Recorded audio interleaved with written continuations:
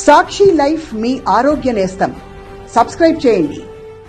మీ దగ్గర బ్యాంక్ అకౌంట్లో కొంచెం సర్ప్లస్ క్యాష్ లేకపోతే సేవింగ్స్ ఉన్నాయా? దాంతో ఏం చేయాలో తెలియడం లేదా? ఇవాళ మనీ మంత్రాలోని మేము ఇంపార్టెంట్ క్వశ్చన్ని అడ్రస్ చేయబోతున్నాం.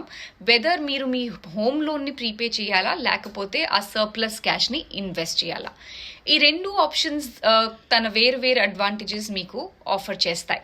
కానీ ఫైనల్ చాయిస్ మీరు అప్పుడే తీసుకోవాలి, అప్పుడే డిసైడ్ చేసుకోవాలి.